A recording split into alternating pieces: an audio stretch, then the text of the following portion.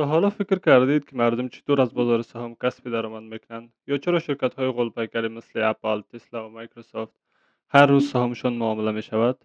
امروز قرار است که همه چیز را در مورد بازار سهام به ساده‌ترین شکل ممکن برایتان توضیح بدهم. پس تا آخر ویدیو با من همراه باشید.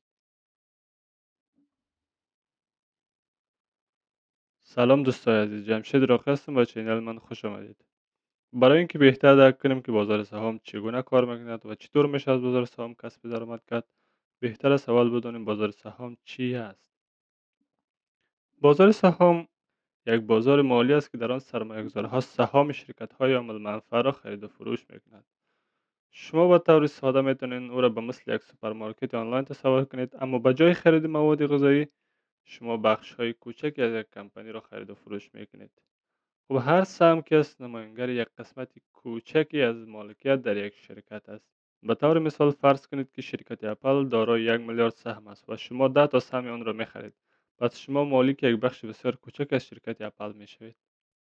بازار سهام چگونه کار می‌کند؟ معاملات در بازار سهام که است در استاک اکسچنج ها صورت می‌گیرد یا در بازارهای بورس. معاملات در بازار سهام که است در بورس های بزرگ مانند نیویورک استاک اکسچنج، نزدک و لندن استاک اکسچنج صورت می‌گیرد.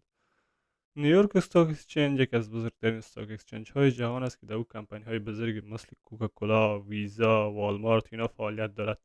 در بازار بورس نزدک هم که از کمپانی های تکنولوژی مثل اپل، تسلا، آمازون یا فعالیت دارد و لندن استاک اکسچنج هم که از یک از بزرگترین استاک اکسچنج های جهان است که در انگلستان موقعیت دارد.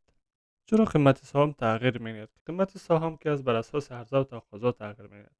اگر افراد بیشتری بخواهند سهام یک شرکت را بخرند قیمت بالا می‌رود و برعکس اگر افراد بیشتری بخواهند بفروشند قیمت پایان می‌آید.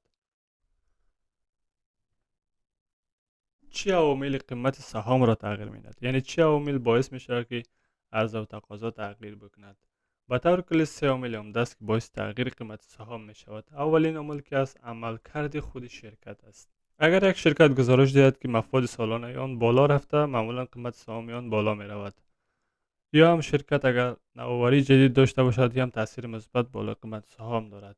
دومین عامل که از وضعیت اقتصادی است. تورم، نرخ بهره و سطح بیکاری که از بر بازار سهام تاثیر مستقیم دارد. و عامل دیگر هم که از اخبار و رویدادها است. بی‌ثباتی سیاسی، جنگ یا تغییرات در سیاست‌های دولت بر اطمینان سرمایه‌گذارها تاثیر می‌گذارد. به طور مثال اگر آمازون اعلان کند که فروش سالانه آن بیشتر از حد انتظار بوده است، سهام آن ممکن است در یک روز بیشتر از 5% افزایش پیدا کند. خب سوال پیدا میشه که چرا شرکت ها سهام خود را میفروشند؟ در بازار سهام شرکت ها می توانند سهام خود را بفروشند تا سرمایه به دست بیارند و کسب و کار خود را رشد بدهند. اما چرا آنها این کار انجام میدهند؟ اولین دلیلش که است به خاطر جذب سرمایه است یا ریزینگ کپیتال. شرکت ها برای توسعه، تحقیق و رشد به سرمایه نیاز دارند. اگر یک شرکت بخواهد فابریکه جدید بسازد یا تکنولوژی جدید به وجود بیارد یا هم بخواهد در یک بازار جدید وارد شود، نیاز به سرمایه، نیاز به پول دارد. خب پول از کجا میکند؟ اینا به خاطر جذب سرمایه سهام خود را میفروشند. وقتی که اینا برای اولین بار سهام خود را در بازار عرضه میکند، این پروسه را به نام IPO یا Initial Public Offering یاد می شود که یک فرصت بسیار عالی به کمپانی ها است که میلیون ها تا میلیاردها دلار وارد کمپانی بکنند و از این سرمایه در قسمت توسعه و تحقیق خود استفاده بکنند. از سوی دیگر یک فرصت به سرمایه‌گذار هاست که مالکیت شرکت به دست بیارند. خب میرسیم سر سوال اصلی که چگونه از بازار سهام سود کنیم. سرمایه‌گذارها در بازار سهام از دو روش اصلی سود میکنند. اولین روش آن که از طریق کپیتال گین است. خب کپیتال گین چی است؟ کپیتال گین زمان اتفاق میفته که شما یک استاک یا یک سهم به قیمت پایان بخرید و به قیمت بالا بفروشید. به طور مثال تصور کنید که شما در سال 2010 بالای تسلا سرمایه‌گذاری میکردید. اگر شما بالای تسلا سرمایه‌گذاری میکردید، قیمت هر سهم آن در سال 2010 $5 بود. امروز قیمت هر سهم آن در حدود $280 است. پس تصور کنید که چقدر در مفاد بودین. خب به این سود میگن کپیتال گین، یعنی پایین میخرین و بالا میفروشین. به طور مثال گفتم میتونیم شما یک سهم میخرین $5 و میفروشین $10. وقتی که فروختین $10 $5 مفاد شما میباشد. دومین راه درآمد از بازار سهامی است که از طریق دیویدند است. دیویدند که است به نام سود سهام یاد می شود. بعضی از شرکت ها قسمت از سود سالانه خود را به شکل نقدی به سهامداران پرداخت می کنند که به این پول میگن سود سهام یا دیویدند است. به طور مثال شرکت مکدونالدز تصور کنید که در سال جاری 1 میلیارد دلار سود کرده. این میخواهد یک بخش یا تمام سود خود را به سهامداران عرضه کند. اگر شما هم سهامدار شرکت مکدونالدز باشین، پس یک بخش از این سود نسبت به مقدار سهامی که در اینجا دارین به شما تعلق میگیرد که به این سود میگن دیویدند یا سود سهام. خب حالا فهمیدیم که سهام یا استاک مارکت چی است، چگونه میشه از این کسب درآمد کرد. پس میریم سر سوال اصلی که چگونه ما سهام را بخریم. خرید سهام یک روند ساده است اما نیاز به دانش و دقت دارد که در اینجا ما 5 مرحله را برای شما توضیح میدم که چگونه سهام یک شرکت را بخرید. شما میتونید سهام هر شرکت را بخرید، مثلا اپل، مایکروسافت، آمازون یا استارتاپ ها را میتونید حتی بخرید. فرق نمیکنه که کمپانی در کدام جای جهان است، فقط اگر کمپانی در بازارهای بورس لیست شده باشه شما میتونید سهام آن را بخرید. از جمله مشهورترین بازارهای بورس براتون گفتم، اگر در نیویورک استاک اکسچنج باشه، نسداک باشه یا لندن استاک اکسچنج باشه و یا بعضی استاک اکسچنج های مشهور دیگر، شما میتونید سهام آن کمپانی را بخرید. خب اولین کاری که شما میکنین این است که شما یک اکانت بروکری ایجاد میکنین. نظر به موقعیت جغرافیایی قرار دارین فرق میکنه. بروکرهای متفاوت در کشورهای متفاوت موقع داره. اگر در آمریکا هستید مثلا میتونید از رابین هود، فیدلیتی و سایر بروکرها استفاده کنید. اگر در یوکی هستین شما میتونید از پلتفرم های مثل IG تریدینگ 212 استفاده بکنید. تریدینگ 212 یکی از بهترین پلتفرم هاست که خودی من از استفاده میکنم. خب بعد از او که شما اکانتتان ایجاد شد، شما پول وارد اکانتتان میکنید. به مقدار پولی که میخواید سرمایه گذاری بکنید و پول وارد اکانتتان میکنید. بعدش درباره استاک که میخواین خرید بکنید تحقیق بکنید.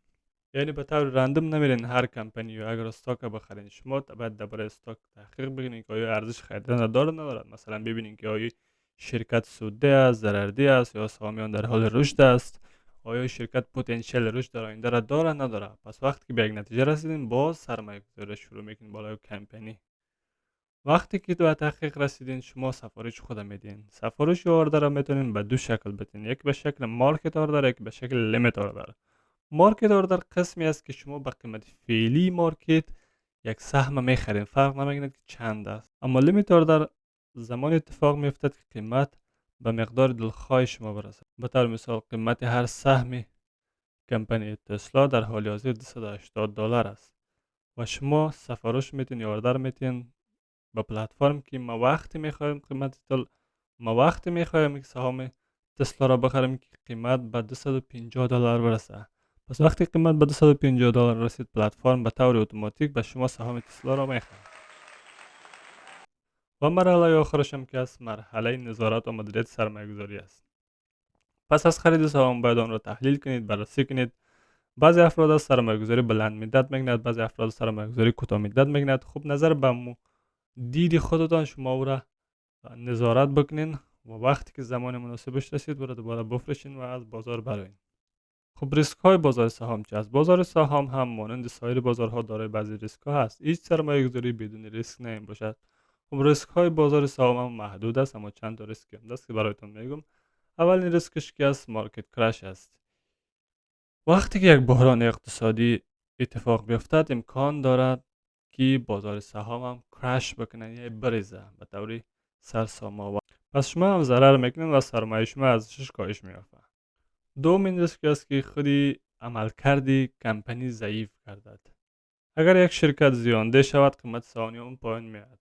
پس اگر شما در اون شرکت سرمایه گذاری کرده باشین سرمایه شما هم ارزشش پایین میاد.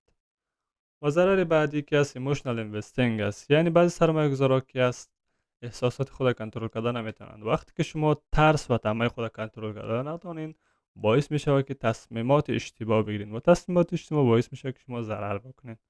خب سه ریسک عمده بازار سهام بود. اما خوشبختانه شما میتونین که ریسک ها را کنترل کنیم. ما به طور کلی نمیتونیم ریسک از بین ببریم اما میتونیم ریسک ها را کنترل بکنیم.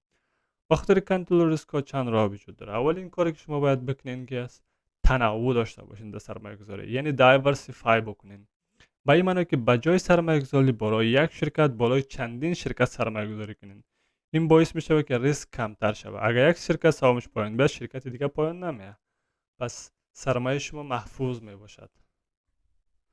دومین کاری که میکنین لانگ ترم، شما با لانگ ترم سرمایه گذاری کنین. یعنی در کوتاه مدت ممکن است نوسانات وجود داشته باشد و قیمت ها پایین بیاید بالا برود، اما در دراز مدت که است معمولا قیمت سهام بالا می رود. پس اگر شما دیدی سرمایه‌گذار داشته باشین در دراز مدت میتونن که سرمایه تان را چندین برابر بکنین.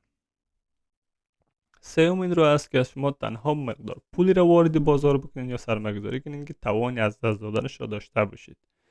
این به این معنی که شما پولی را که نیاز دارین که از او استفاده بکنین او را وارد بازار نکنین، چون ممکن است شما وقتی که نیاز داشته باشین که را استفاده بکنین او را سهامی را که خریداری کردین به ضرر بفروشین و این باعث می شود که شما دلسرد شوین و ضرر کنین. خب دوستای عزیزی، رم بود یک توضیحات مختصر درباره بازار سهام. فقط باید داشته باشید در وقتی که خواستین سرمایه گذاری کنین تحقیق کنین درباره هر چیزی که سرمایه گذارین، چه سهام است، چه کریپتو است یا هر چیز دیگر، تحقیق کنین دربارهش خوب سه بعد سرمایه گذاری بکنین. بازار سهام برای سر پولدار شدن نیست، بلکه برای ثروتمندسازی در از مدت است. خب تشکر از اینکه تا این دم با ما بودید. اگر از ویدیو خوشتون آمد لایک کنید و چینل ما را هم سابسکرایب کنید.